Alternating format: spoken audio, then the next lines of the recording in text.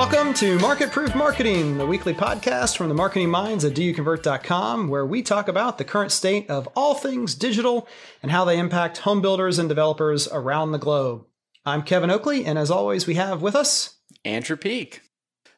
Let's get started. Yeah. How was your week, Andrew? It's been a while since we've talked. It's been a fun week. It's been it's been about 15 minutes in real life, but a week since the last podcast recording. Yeah. It's been good. It's been a fun week. A lot of things have been happening. We're definitely selling some homes. People are selling houses. There's no doubt about that. Right. We'll get into that in the news too. And I saw you got your scores back from the Builder Show, your first ever talk there.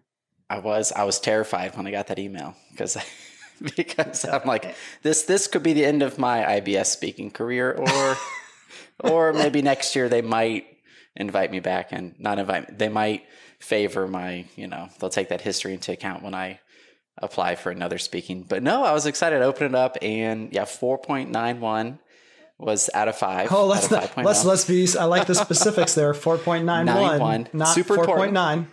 Yeah, that's super important. A big difference. It's good. Because that was like 0.9 higher than my score. Ooh, not that I'm keeping track, Andrew, but well, I had a lot less time. I was like 20 minutes. I shared the stage with Dave Betcher with Lasso CRM. We had a great talk. Kevin had, was it 45 minutes? I believe it was, in the farthest room ever at the Orlando Convention Center.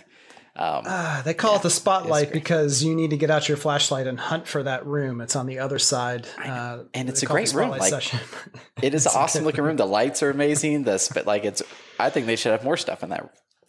You had reason to be scared when you opened up that email, because I remember, it was my first year with Mike Lyon at Do You Convert. And I want to say my first score was like a 3.8 or something. There was definitely stuffing of the ballot. I don't know. People didn't. I said something that people didn't like, but I thought for sure that would be the end. Thankfully, there are second chances, but you're not going to need one, man. 4.9. That is a legit score. It's so fun, congrats. which is thank you. It's crazy because back to like college or high school, which is way back, but like speaking on stage and like all that stuff is, for the majority of my life up until the past like year or so, like not me whatsoever. Like you would never say, "Oh, Andrew, he might be doing that." No, not me. So it's cool. Definitely change. You challenge yourself, you learn, you get better, and you go, "Oh, I actually enjoy this. It's kind of fun." Yeah. And now we have a podcast every week. Every week you get to practice talking more and more. And more. All right, let's go into story time, Andrew. Enough chitter chatter. Chitter chatter. Yeah, so this story is actually a collection of stories. This week has been weird for me. Client side, a whole different variety of clients sending a whole different variety of challenges and good news. But I had like a series, I think it was like 2.5 days in a row, where I was like, what is going on? And it's not like a super negative thing, but I'm like, what is happening here? Just communication was like the underlining thing. There was, when do these promotions end across a lot of different communities? Techie marketers, we all know those people who want to make things really, really complicated and technical. That's actually me, making things too hard to use.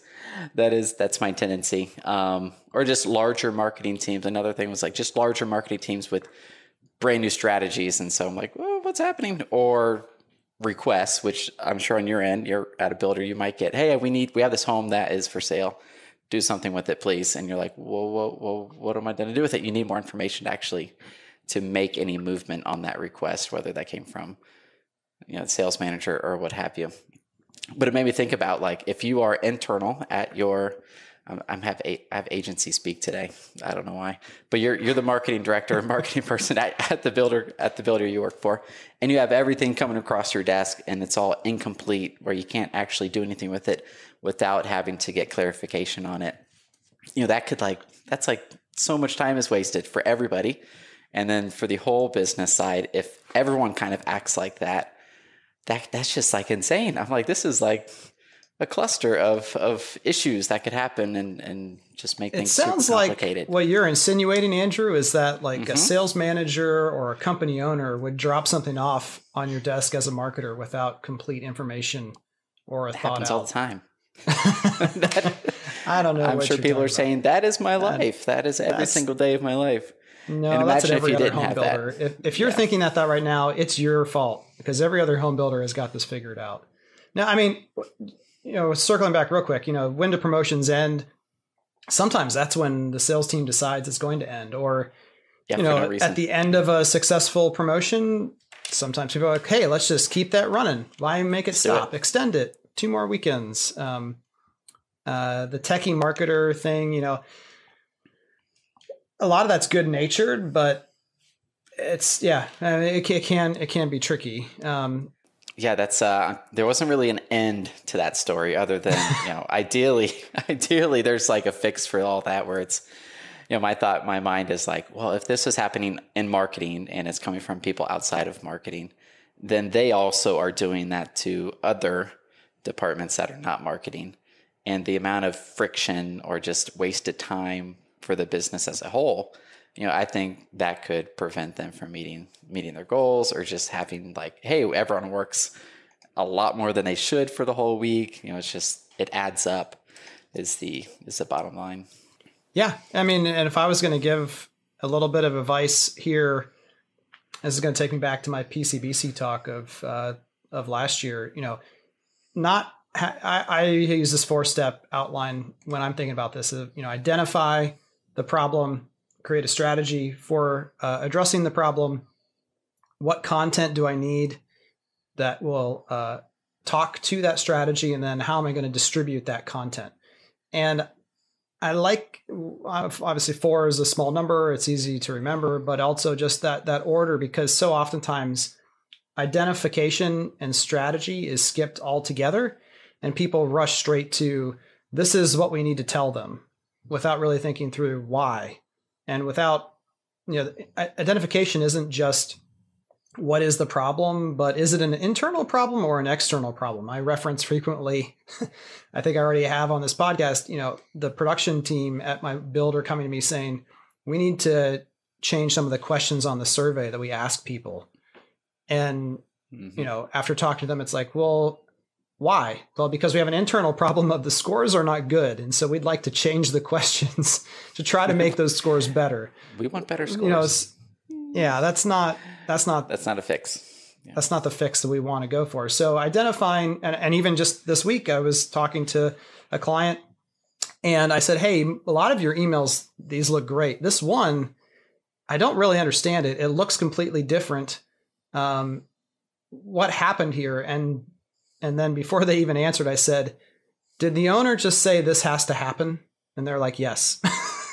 We knew this was kind of pointless. Only 6 people ended up opening, clicking on the email. Mm-hmm. They're like, so we pushed back, and then finally we just said, fine, give him his email. We made it as quickly as we could, which is why it looked not as good. It didn't perform well because the audience was not well defined. And so, just identifying why am I doing this in the first place? And that also can tell you the one thing I really like about what they did is they said, okay, this isn't going to go to a lot of prospects anyway, and I have to do it. So on my perfection scale of 100 is perfect and 0 is this is the worst piece of email marketing ever, I'm good with a 30. Let's just get it done and 30. Move on. Yep. But anyway, back to the identification strategy. Identification is often overlooked in terms of why am I really doing this? And then the strategy part of are we just doing the first thing that comes to mind, which my art teachers taught me a long time ago. The first idea you have for a logo or any problem that you're trying to solve is not usually the best one. It's that, the 10th or 11th thing that you come up with that has a little bit more context, a little bit deeper meaning to it and more thought. So you just can't skip those first 2 things. And I think back to the examples you gave, when you're in a larger team, oftentimes there's one person who has a rogue strategy or just is pushing the whole team down this path towards content and distribution faster and skipping those first 2 pieces. The techie people often are kind of thinking, well, isn't this content and distribution that I can do really cool? Isn't this nifty? Without understanding that whole context. So Yeah, it happens. We like to say job security. When you have days like important. that. For sure. That's awesome. Well, my story comes from a little while ago where I sat down with a CEO of one of the top 10 home builders in the country. And he said, hey, I've got this Excel sheet here that shows that if we could do online sales the way that Do You Convert says they should be done, online sales and marketing, we would sell 1,100 more houses next year alone. And so he said, Kevin, this is kind of important to me. 1,100 more houses would be... That's a few houses. It's a few houses, a little bit of revenue. He said, how do I make that happen? And the answer was that at the time, they had, let's just say, 45 home building divisions in this company. And they only had, I want to say 15 to 17 inside new home specialist online salespeople. I said, you just need to get to 45 as fast as possible. And he didn't like my answer because he went straight to, well, this is going to be a lot of extra overhead. That's a lot of salary that I'm bringing on. When you hire employees at a public company, it can be very difficult to let them go later if the economy turns, like you're not very nimble. And so he didn't like my answer. But just in reflecting on it, I'm glad I didn't change my answer just because he didn't like it. It wasn't if you don't want to hire 30 more people, we could just run more ads on AdWords or, adjust the call to action on your website. All those things mix into it, but I didn't change my answer. And sure enough, 2 years later, when I met the person who was in charge of their inside sales team, they, with great excitement, told me that they had gotten to 40 and they were trying to get to 50 as fast as possible because some divisions needed more help than others, more than one person could handle. And so just a good reminder, I think, for all of us that just because there's pressure, because again, we know marketers get pressure from sales, from management, from all different parts of the business, you have to have enough mental energy and confidence in your own strategy and understanding of what's happening to not just change that answer in the face of pressure from around you, because otherwise you're going to put all that time, energy, and money down a rabbit hole that may never return it and ultimately put your job in jeopardy. So I was just thinking that. Yep. Yeah. You're changing the answer to make them happy, and then it's on you because you get the wrong answer. So it's you're just delaying that conversation or whatever. Just preventing it. Similar but different. For those of you who are listening who work for a public company, you'll understand this tongue-in-cheek joke of you're going to get in trouble no matter what you do. In the sense of there's so much pressure at a public organization to be delivering in and out every quarter. So you're going to be held accountable on all ends of the spectrum. And so when you realize that, you just say, well, then I'm just going to do what I really think is right. All right. Do what is right. Closing the book on story time and moving on to the news machine. The news. What's up first? Ooh, this is a fun one. Should I keep names out of this, in particular last names, or give the full context to the story? No, give the context. Just know that we're not saying anything about anything other than the facts around what happened. So this past election with Trump and Clinton, the digital space, and it's still going on, like Facebook ads. I'm loving how I'm so glad you're introing this one and not me. I know, right? Like this is not good. Well, they were talking about like how Facebook ads influenced the election. This is not in regards to anything with Russia and all that stuff, but this is in regards to U.S. companies running the ads for Trump or for Clinton for their campaigns. And so this article by the Post put it together, and I think they did a really good job as far as what the big differences were. And so we're going to take this and apply it to you as a builder. So we have one side over here who used video campaigns to push their message across. So they wanted to say what they said in their videos, and they wanted their audience to accept it and take it, right? The other person, so kind of like traditional television, like radio advertising. Like pretty much take a TV ad and put it on Facebook. Yeah. Facebook is cheaper. Yeah, that sounds like the best idea ever.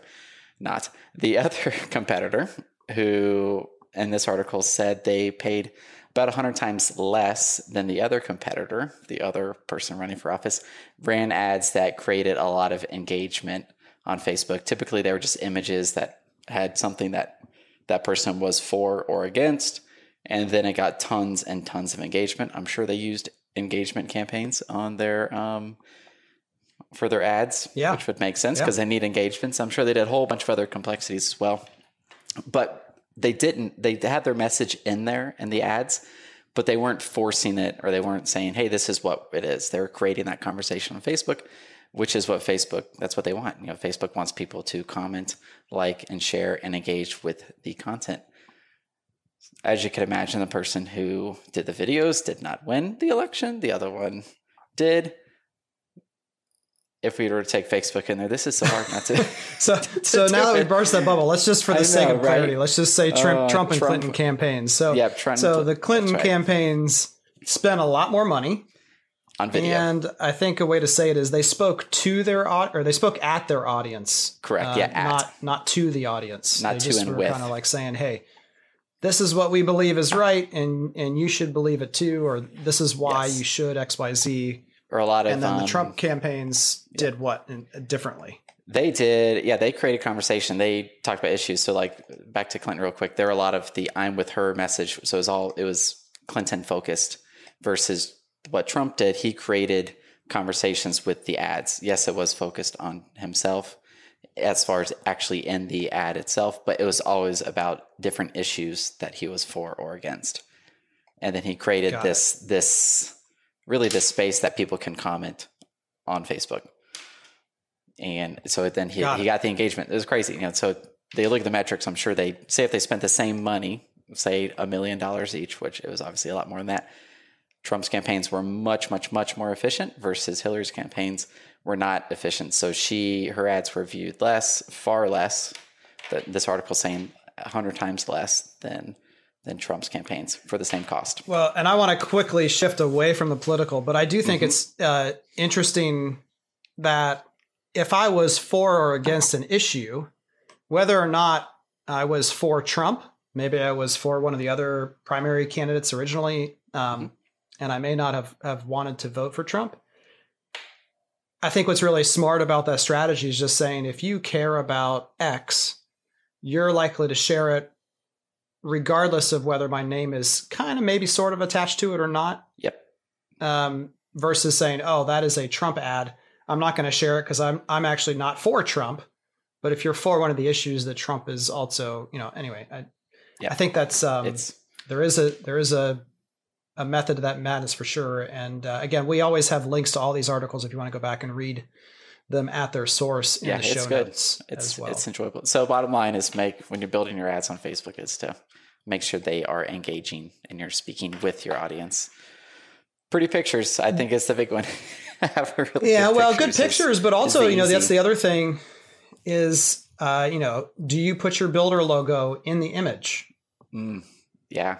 Do you that's a good one. Name the community versus saying, we've seen this for over the last 3 years, that if you run an ad that says, come visit Happy Acres on Saturday versus come see Columbus, Ohio's #1 selling community on Saturday, or you just talk about the unique aspects of that community, the curiosity factor that you get by not speaking at your audience but to them, I think is another way to kind of apply that same idea. Definitely.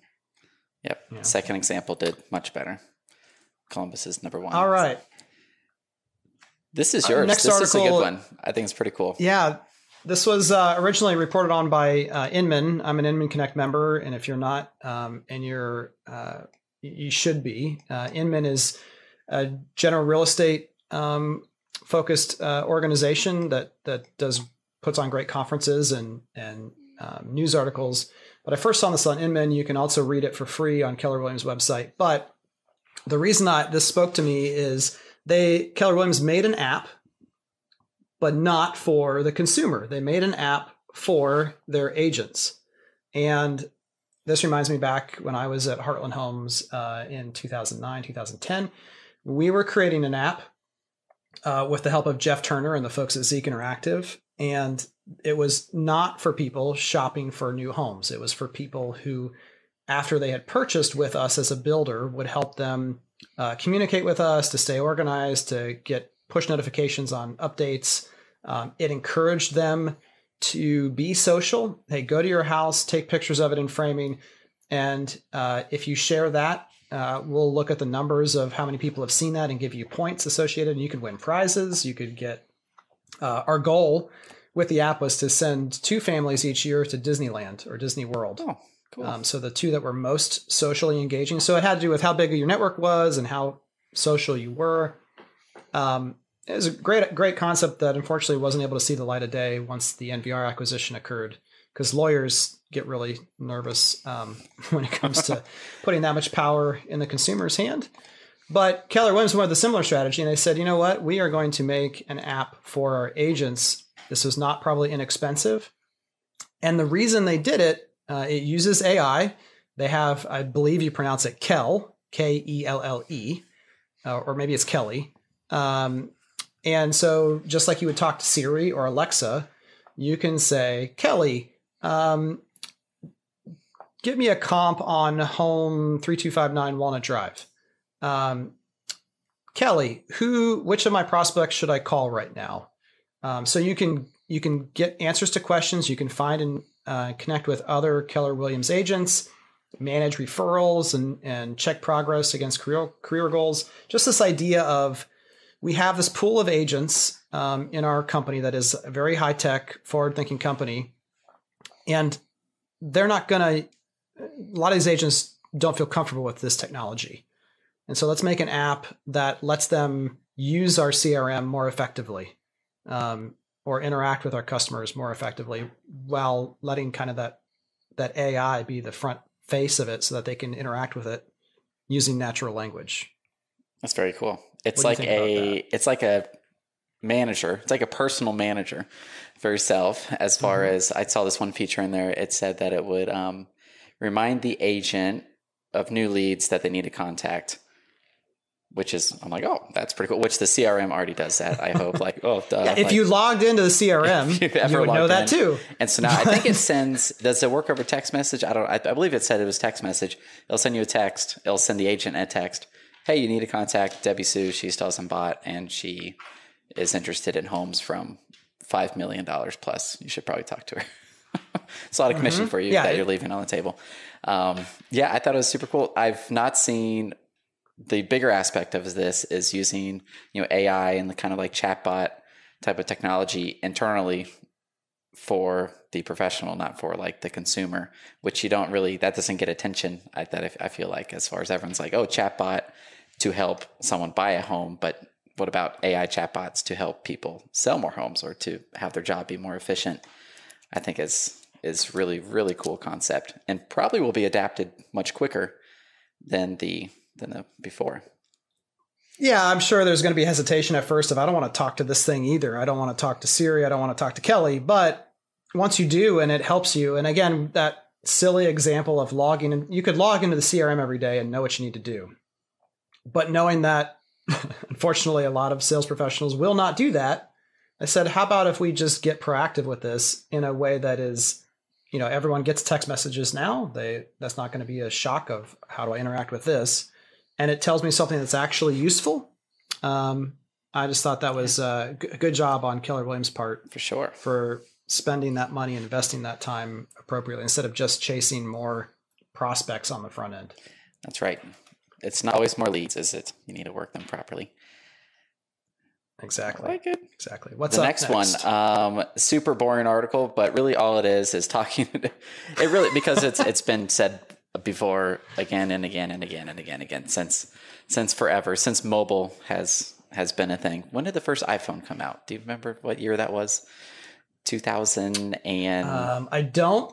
5? I don't know. My head. Way back when, but in essence, I have it in my closet still. First iPhone. Are you? I have an original iPod. I have an original iPhone. I do not have the boxes. my client, if you're listening, I don't have the boxes. Nice. There we go. He keeps boxes to things, 2007. But I just Googled I do it have real them. quick. iPod. I still remember those commercials with the white headphones and like the solid color.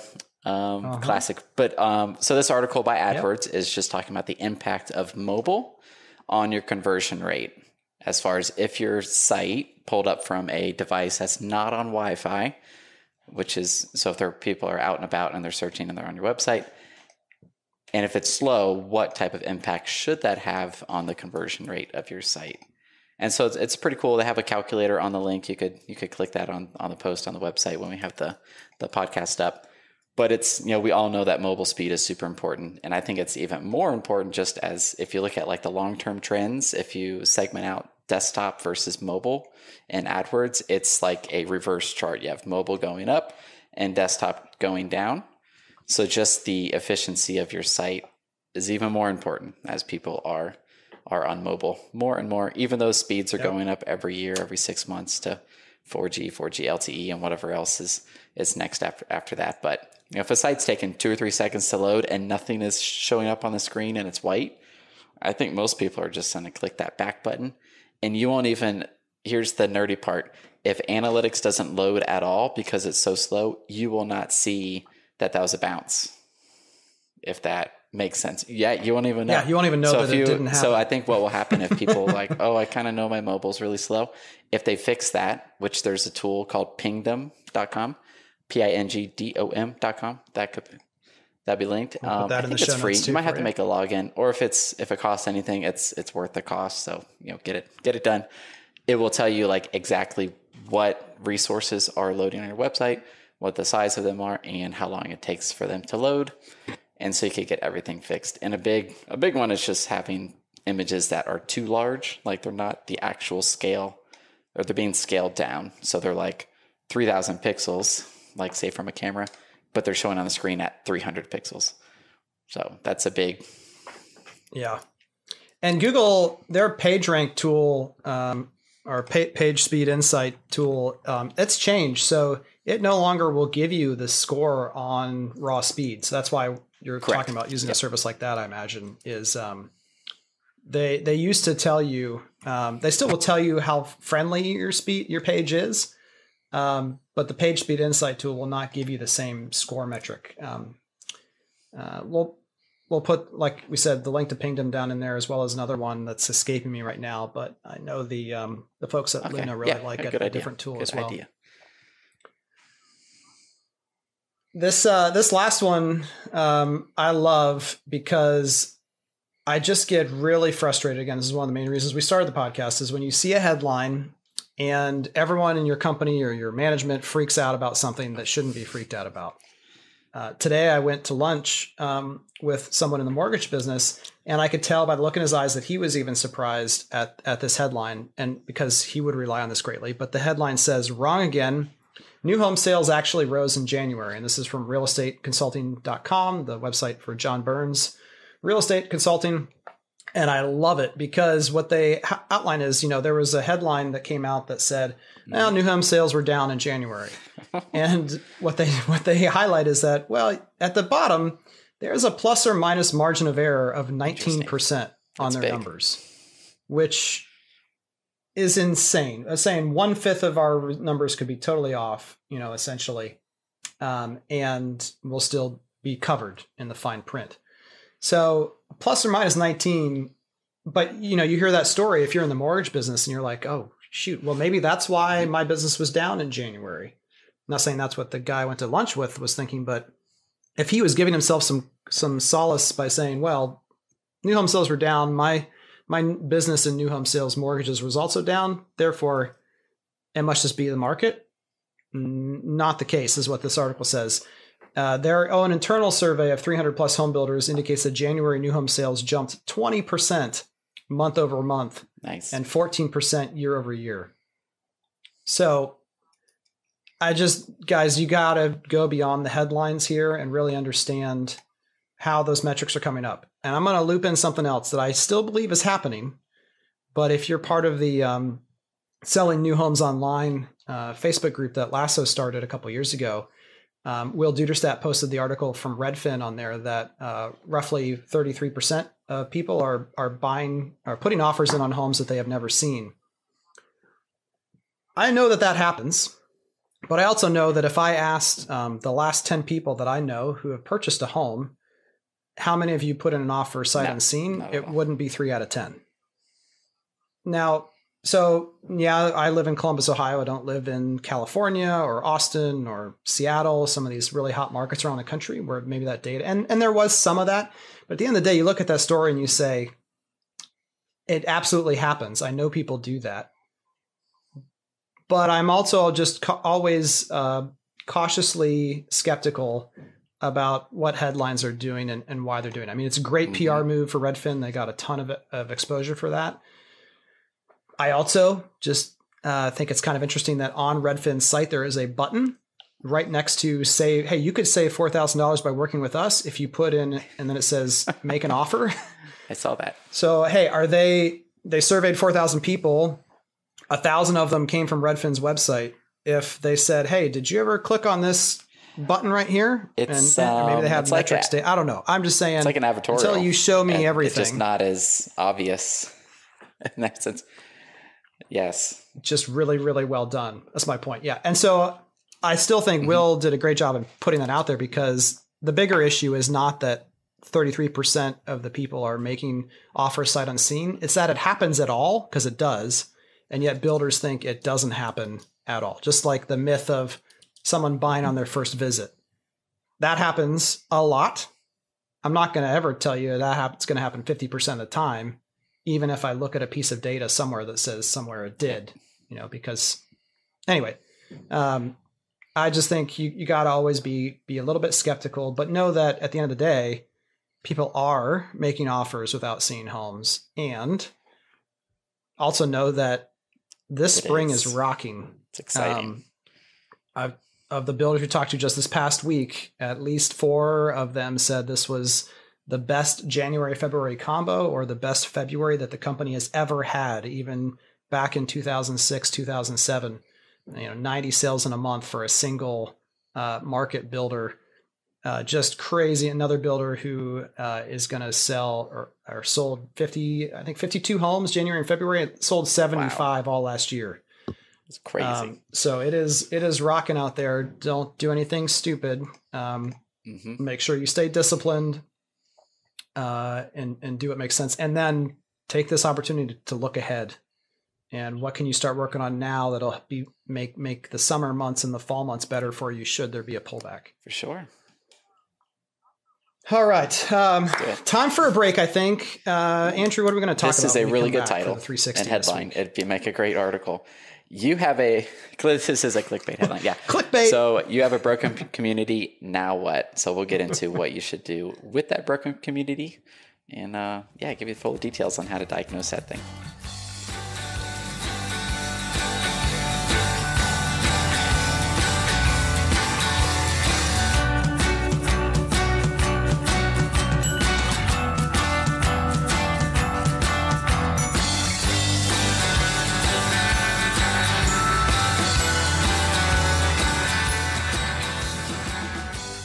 All right, here we go. 360 topic discussion this week is, you have a broken community. Now what? And the idea here is, we all have them, or I had them when I was in your shoes.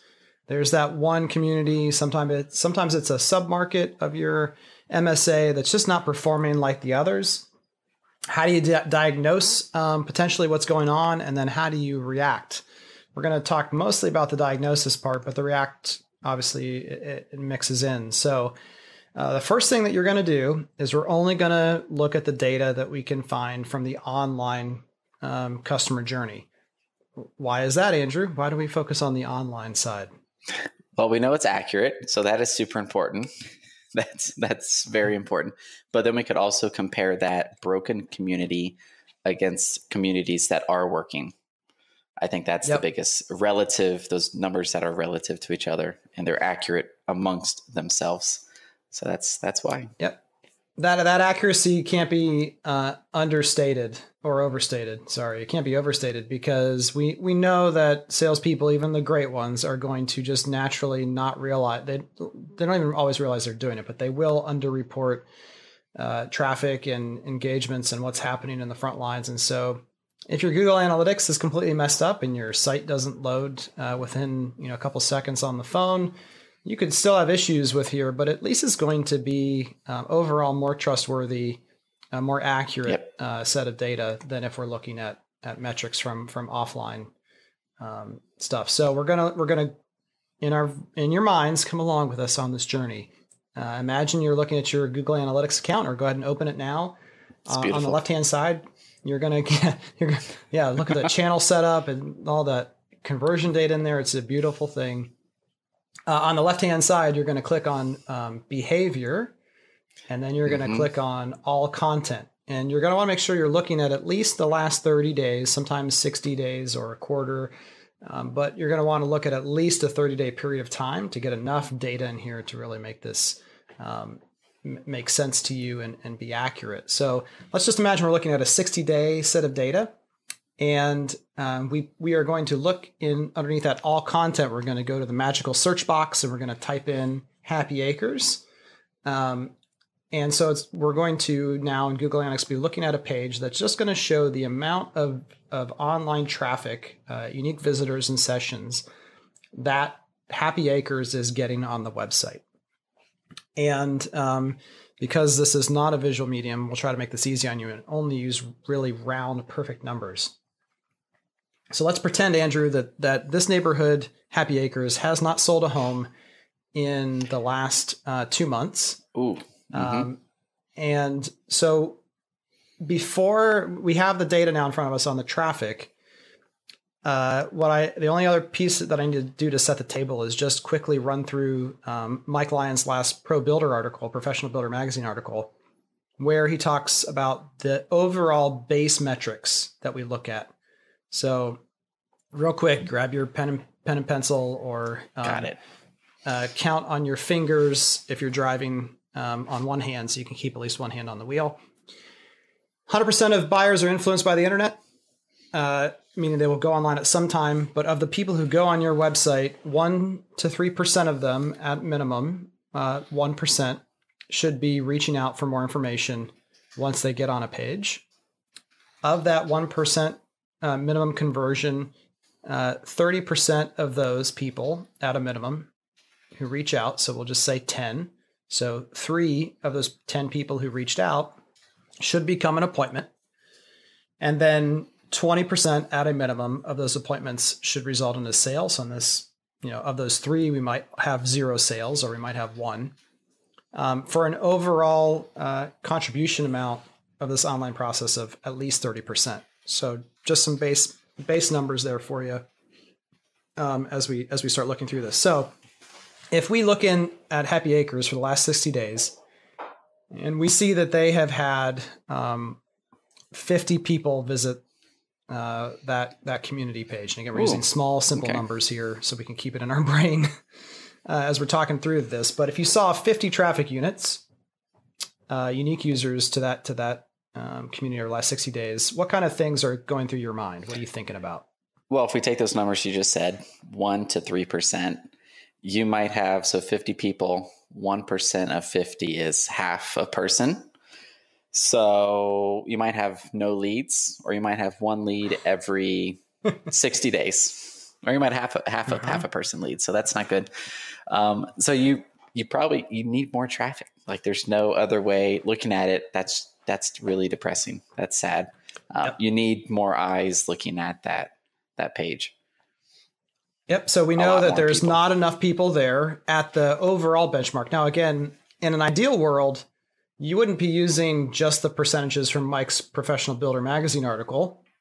You'd be looking at your overall company average for all of last year or all of last quarter. Yep. So like you were talking about earlier, Andrew, instead of just saying, well, are we getting 1% conversion? Yes or no? Are we getting more than or less than the average for my company? How's this one community doing? Exactly. So if that community is at 0.5% conversion rate, but if your average is 2.5%, then that even that I think gives even more context. Like, hey, we do need more traffic because we had 50, but there's a conversion issue here. Like, there's something wrong with that page. Is the traffic going to that page? Where is it coming from? Is the pricing crazy? It opens up a whole different set of issues that could be affecting it versus just we don't have enough people looking at it. Yep. So before we skip to that conversion part, what's another piece of data that you would want to look at there in analytics of the 50 traffic units that you had? How else would you want to slice that up? Where are they coming from? So the source. So you have 50 people. Mm-hmm. Is it organic? Is it Facebook? Is it Google paid search, AdWords? It's a syndication. So really, those top three I want to focus on: organic, is it Facebook. Wait, Andrew. What about Twitter? Is it Twitter? Oh, Twitter. What about could be Twitter, right? Twitter or Vero? What's the Vero, one? the new social network? Yeah, they could be coming from anywhere. Yeah, LinkedIn. Yes. Yeah. But yeah, where is it coming from? I think that's it's just one reason that could be really important to know is because sometimes this happens where we talk to a marketer and they're like, "Oh yeah, we haven't been promoting that community like ever." That will do it. So whatever it's getting it from email marketing or organic or some other place, but we have not been paying to promote it at all. And so it's kind of like, oh yeah, well maybe that's why there's no one looking at it, because we're not focused on it. That will do it. Okay, so the first check there is just to say at the very beginning, like you just did, if you had 50, that means you might have one lead, you might have none. So we know that even in a perfect world, we don't have enough traffic. But like you said, if we're converting at half of what our overall average is, that means then we have to get twice as much traffic to get the number of leads that we need. And you may or may not be able to afford to do that, especially if you have more than one broken neighborhood. You may not have enough budget to go around. Mm-hmm. So when we talk about why that conversion rate might be half of what it is for other communities, what are some possibilities there? So starting from where the traffic comes from, say the two we can control the most, you have Google AdWords and then Facebook ads. You could check those to see like, okay, is there an obvious issue that's making the performance on those be lower? Say on AdWords, maybe your other ads have pricing. So the people that do click those ads that go to the other communities, they already know the price point, but maybe the ad for this community doesn't have the price point. So they're clicking the ad because the location matched up with what they're searching for. They get to the page and like, oh, I was looking for homes from the 400s. This is homes from the 600s. It's out of budget. So then they bounce back. So that could be affecting the conversion rate for Facebook. Maybe the targeting is too broad. Like you had a 20-mile radius around the community, which is pretty far depending on where you live. But maybe it needs to be 6 miles because you're in a denser area and people just don't move that far from where they're looking or where they're looking for. Yeah. So I would check if it's in Pittsburgh, people just don't drive across rivers or bridges in Pittsburgh. That's right. I've heard that I learned from a lot of people for 7 years. It's interesting. They just don't. Yeah, well, like where you live, people don't want to cross that bridge. It takes forever to get on the other side of the. Yeah, half an hour, like, guaranteed. That's it. Yep. So all those things. The other what I want to hit on or just reemphasize that you said is super important, guys. If your website is primarily pushing inventory homes that are already under construction or complete, if they see those first on your webpage before your floor plans, and I'm not saying that's right or wrong. What I am saying though is if your inventory homes have $50,000 to $100,000 in options in them, and you were running ads that said we start from the 300s, and all of your inventory is from 400 to 500, that can be a huge reason why conversions will drop off, because they may never even get to the point where they see, oh, they do actually, they do it. I could actually buy a home in here from the 300s if I wanted to build it from scratch. But again, just don't overestimate what the consumer's ability to pick up on what your website's trying to tell them.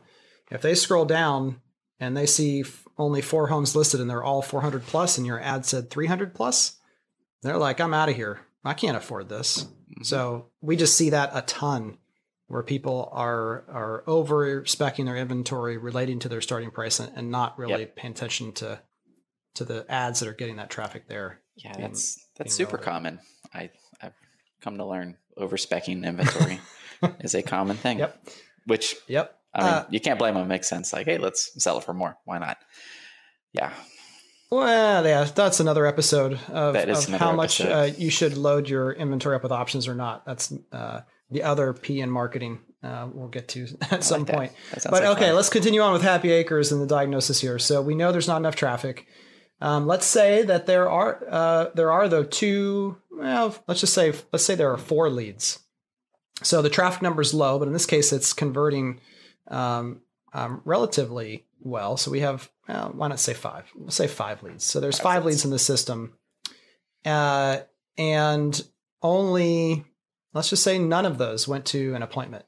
So we got 5 leads, no appointments. So that ratio is, I can do that math, 0. 0% conversion ratio on lead to appointment. Easy. What kind of things come in your mind about what could be causing that to happen?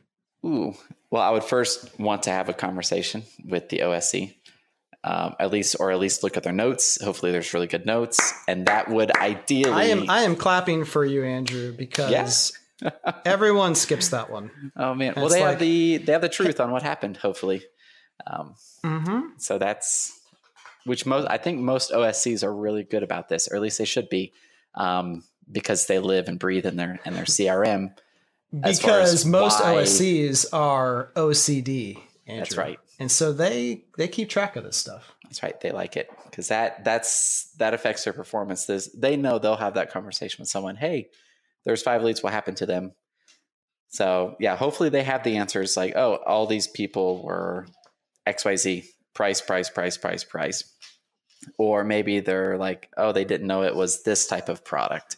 They didn't know they were townhomes, which would be crazy because hopefully there's really good pictures of townhomes instead of single family homes.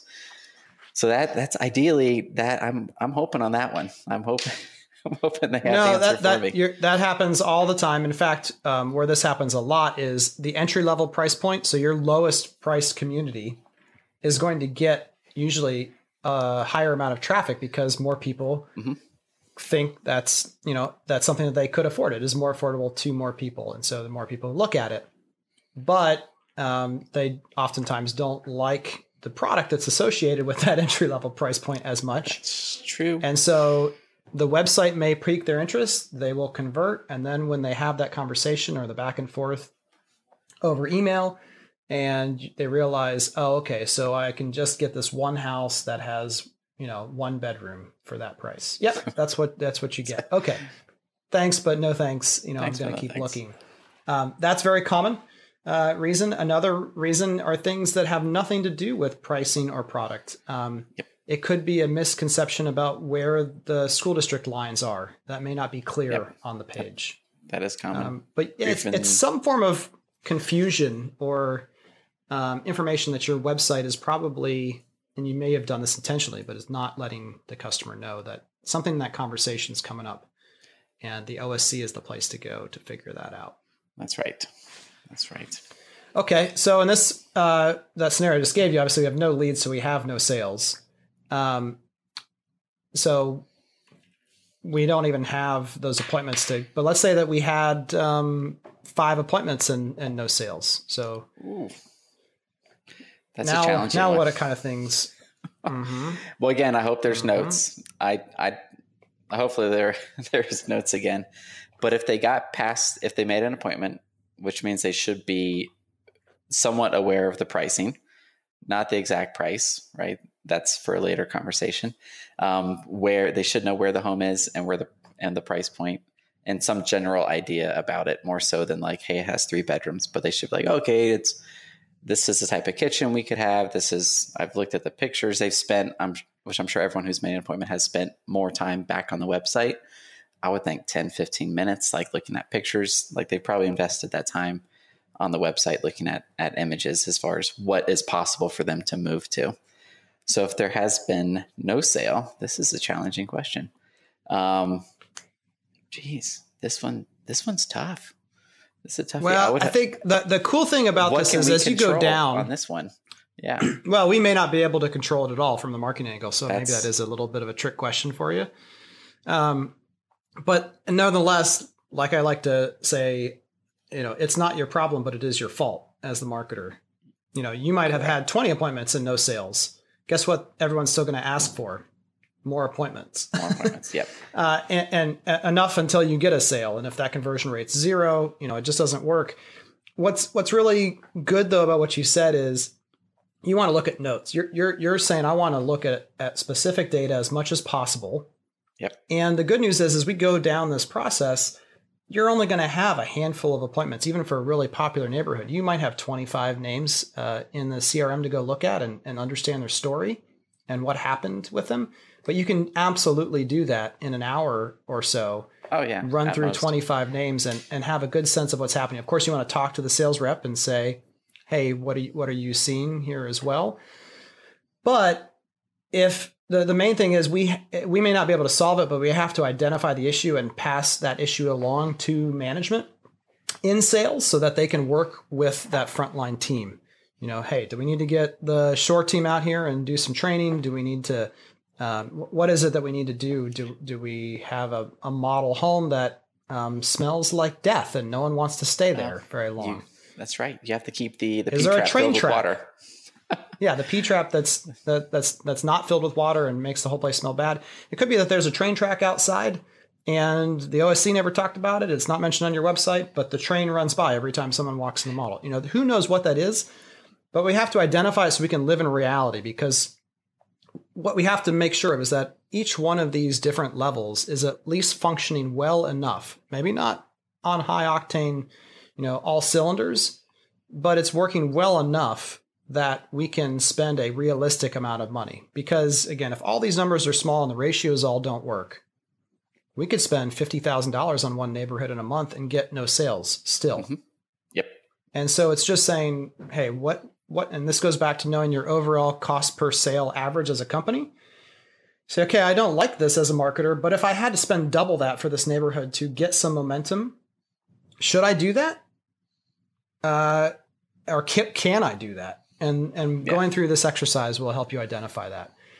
And then, of course, to wrap up, we do want to look at a sideways glance at all the offline data of walk-in traffic, appointments, which again, most home builders are not tracking appointments. If that's the only soapbox I could have for the next month, it is that as a sales company or as a home building company, if you don't track the appointments that your sales reps have, to me, that is infinitely more important than walk-in traffic count. And yet I would say almost half of home builders do not track appointments. And again, appointment to me is a meaningful conversation about pricing that occurs in the model. So it could be their first visit, and that first visit could turn into an appointment. They could be coming back for an appointment to finalize pricing, but a meaningful conversation around price, option pricing, option selections, those kind of things. You have to know those numbers. Because at the end of the day, this online funnel that we spend all this time looking at, according to Mike's article, and I agree with him, a 30% contribution rate, which means that you may only need to get one sale from the online. The other two for that month should be coming from walk-in traffic or from other sources that it's not online, if that's what your company's ratio is. Mm-hmm. If your online sales contribution is 50%, then they should be, if you're trying to get 4 sales a month, they're responsible for bringing in 2, but the other 2 are still coming from this other source. So you still want to look at that as well, because sometimes we find, Andrew, that the contribution rate on a particular neighborhood historically might be 70%, even though as a company, your contribution rate is 30. That's right. And that will vary. Nother. For sure. Have you seen, this is a bonus question, have you seen the online sales contribution rate change, say, the past 3 years, increase or decrease? Yeah, our base metric at Do You Convert used to be 20% of all sales, 20 to 25. Now that has increased up to 30 to 35. But again, that's just the entry level point. That's where you really should be after a full year and a half of doing things the right way and really working at it. But there are absolutely companies out there that we work with and some that we don't, that are consistently above 50% contribution. And again, for those of you who may have never heard our voices before, when we say contribution from online sales, what we're talking about is a scheduled appointment where the person shows up at a set day and time based upon the online salesperson nurturing that relationship and scheduling that appointment. So it's not just people who have ever talked to an online person. and then show up sometime later. It is actually being the procuring cause for them walking into the model on that day and time. Gotcha. Very cool. And I'd expect that number to increase, and keep going and going. It can't not. And that's part of my frustration, candidly, is like, gosh, why are we still at 30, 35 as an industry? Essentially think about it this way. If we go all the way back to the news and we say Redfin says 1/3 of all people are buying are putting offers on homes without ever seeing them. But as home builders, we're saying only 1/3 of our sales are coming from that online interaction. Something's off here. We're not, OSCs aren't trying to get offers written to turn over to salespeople. They're trying to get them just to come out and or transfer that relationship. So it absolutely should be going higher than it is. And maybe we can pontificate about that when we have Mike Lyon on as our special guest on an upcoming episode.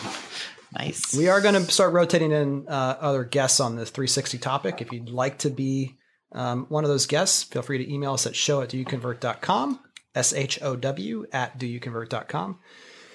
And that takes us to the question of the week from Lauren in Edmonton. Hey, sorry about that women's hockey team thing, Lauren. But USA. She says, congrats on the podcast. I've loved the first 3 EPs, short for episodes. Already can't wait for the summit in September. Well, we can't wait to see you either, Lauren. But that's not a question. Let's get to your question. She says, I'm wondering if there are additional online marketing / social media conferences that you would recommend or that you yourself would go to. Good question, Lauren. First off, the shirts have been ordered. So we have this, but in the meantime, I'm going to send you an unautographed copy of Gary Vaynerchuk's Crushing It. I'll drop that in the mail to you, Lauren. So congratulations. And we'll get you a shirt once they come in as well.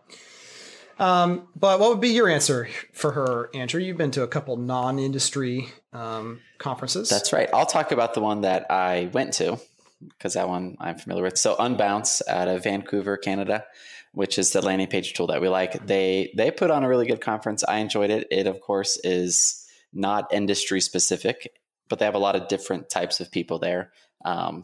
Keynote-y, big topic discussions, as well as really granular tactical discussions as well. It's 2 days. It's right there downtown Vancouver. So it was a lot of fun. Cool city, really nice. The event was good. But again, the hard part is always applying that to our industry because we are so different.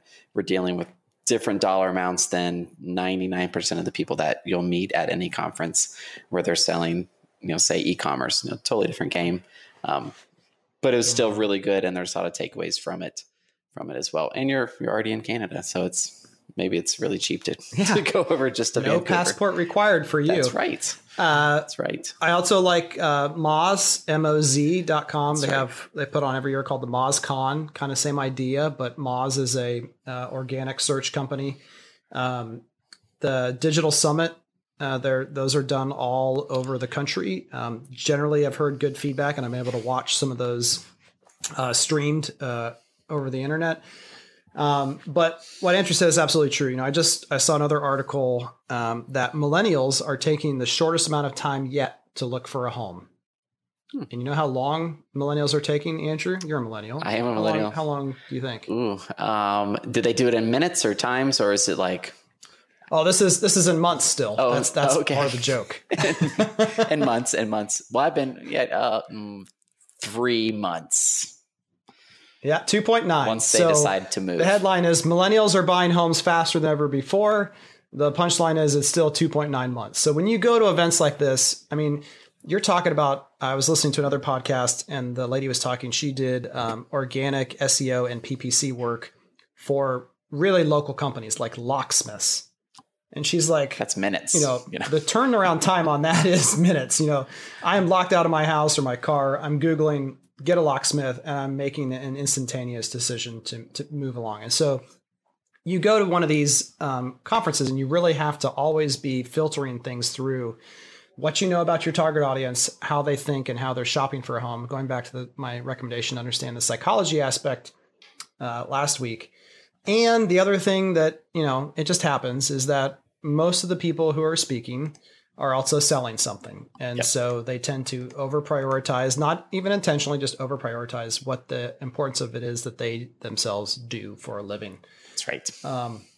But we definitely recommend you go to these kind of events, even Inman Connect, which again it's kind of like the International Builders Show. There's one on the East Coast, one on the West Coast, but it's for general real estate, but really, really helpful place to be. They're great, two great conferences, and it's always good to hear things from outside because you pick up those one or two pieces, Andrew, when you came back from the Unbounce event, you were like, hey, here's 2 or 3 things that we absolutely could tweak or adjust in how we approach the business that would be better. Yeah, and they had some really cool things that they showed off that will be coming this year, which is another reason I'm a fan of Unbounce. AI, machine learning with landing pages, and they showcased it there, and it was exciting. That is exciting. All right. So remember, if you want a t-shirt, just send us your question of the week, show, SHOW @doyouconvert.com. Sweet. All right, Andrew, let's wrap it up. Where can people find you on the interwebs? That's right. I need your help in helping my Google rank increase. I'm stealing Kevin's spotlight here. So search my name, Andrew Peak. I'm on the second page. There's some other guy that's competing against me again. He's still there. I need to beat him. So by you clicking on me on the second page, that will help me rank higher.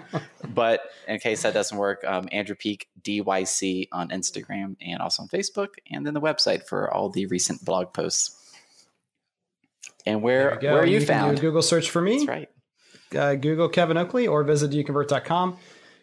At doyouconvert.com, this is the closest thing you'll ever hear to a plug. There are blog articles, there are links, there are resources that we just don't have time to talk about here. So besides just finding out how to connect with Andrew and I, definitely check it out. The goal there is just give you as much information as possible.